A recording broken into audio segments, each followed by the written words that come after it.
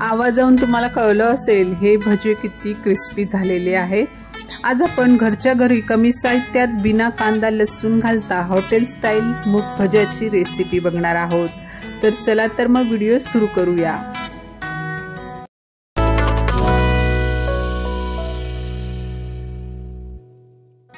मी या ठिकाणी 1 कप डाळ स्वच्छ धुवून 6 तासासाठी भिजवली होती। आता तुम्ही बघू शकता ही डाळ चांगली भिजलेली आहे आणि चांगली फुललेली आहे। वाटीने तुम्ही हे माप घेऊ शकता, 1 वाटी डाळ तुम्ही घेऊ शकता।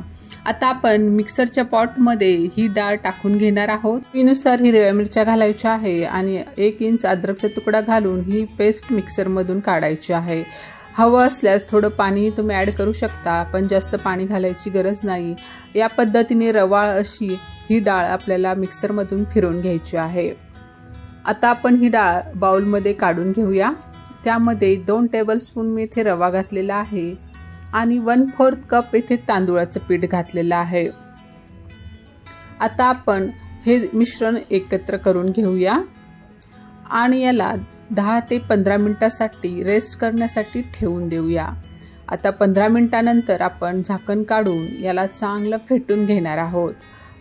10 मिनिटं चांगलं फेटल्यानंतर त्यामध्ये 1 चमचा जिरं, 1 चमचा तीळ आणि 2 चमचे धणे मी क्रश करून घातलेले आहे।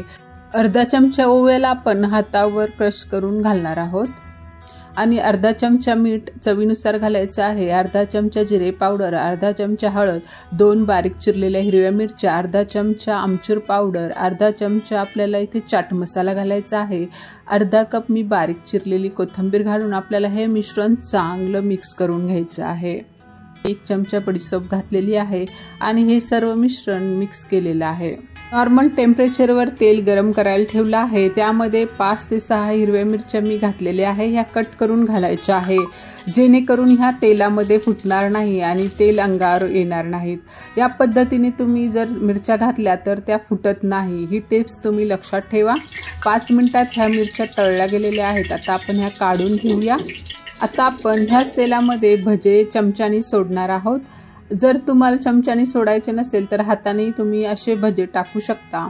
गोल गोल आकारात ही भजे घालायचे आहे। याला कोणत्याही प्रकारचा शेप नसतो। मुगाची भजी खायला एकदम कुरकुरीत आणि टेस्टी लागतात। अशा प्रकारे सर्व भजे आपल्याला घातल्यानंतर 2 मिनिटं पलटवायचे नाहीये। 2 मिनिटांनंतर हलक्या हाताने थोडेसे पलटून घ्यायचे आहे। ते माचेवर तुम्ही ही भजी तळायची आहे। ही टिप्स तुम्ही लक्षात ठेवा, जेणेकरून तुम्ही खूप वेळापर्यंत ही भजी कुरकुरीत राहतात आणि एकदम खुसखुशीत अशी भजी होतात। तर तुम्ही या पद्धतीने नक्की ट्राय करून बघा, खूप छान अशी ही भजी होतात। 7 ते 8 मिनिटांमध्ये भजी चांगली कुरकुरीत तळल्या गेलेली आहेत। आता आपण याचं तेल निथळून आपण याला प्लेटमध्ये काढून घेणार आहोत। तुम्ही आवाज बघू शकता किती कुरकुरीत भजी झालेली आहेत। अशा प्रकारे आपण सर्व भजी तळून घेणार आहोत।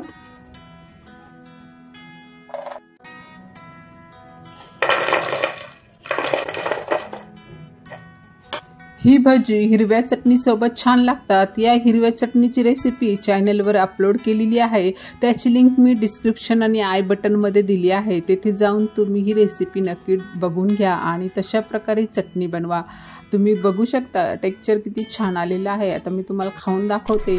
आवाजावरून तुम्हाला कळलं असेल हे किती क्रिस्पी बनलेले आहेत। थोडी चिंचेची चटणी आणि हिरवी चटणी गार्निश करायची आहे आणि गरमागरम या भज्याचा स्वाद चहासोबत नक्की घ्या आणि रेसिपी कशी वाटली हे आम्हाला नक्की कळवा आणि चॅनलवर नवे असाल तर चॅनलला सबस्क्राईब करून बेल बटन नक्की दाबा। तर भेटूया अशाच नवीन रेसिपीमध्ये, तोपर्यंत बाय बाय।